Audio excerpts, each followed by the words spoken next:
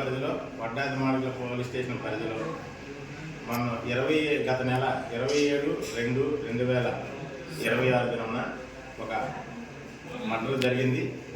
అందులో చనిపోయిన వ్యక్తి పెచ్చేటి ఉపేంద్ర అనే అతను మా పోలీస్ స్టేషన్లో రౌడీ షీటర్.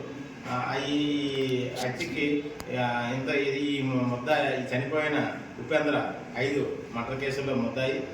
అందులో కూడా ఆ సొంత గ్రామానికి చెందిన జంపాన విలేజ్కి చెందిన 2 వ్యక్తులు కూడా చంపారు. ఆ కుటుంబ సభ్యులు దీన్ని ఆర్థిక కక్ష ఉంచుకొని ఈ ఉపేంద్రాన్ని చంపారు. అందులోనే నిన్న ఒక 3 ముద్దాయిలను అరెస్ట్ చేశాము. ఇంకా కొంతమంది ఉన్నారు, ఇన్వెస్టిగేషన్ నడుస్తుంది. మిగిలిన వాళ్ళని కూడా అరెస్ట్ చేసి కోర్టులోకి వచ్చేసేస్తాం. సార్ ఇప్పుడు చెప్పిన వాళ్ళ పాత కక్షలు ఏమైనా ఉన్నాయంటారా? ఈ ఉపేంద్రకి బాధితులే. ఇంతకుముందు ఆ కుటుంబ సభ్యుల్లో కొంతమందిని మర్డర్ చేశాడు.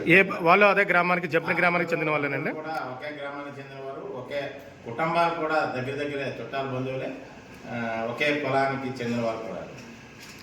ఇప్పుడు చనిపోయిన వ్యక్తి ఉపేంద్ర అనే రౌడీ షీటర్ మీద ఆల్రెడీగా 5 కేసులు ఉన్నాయండి.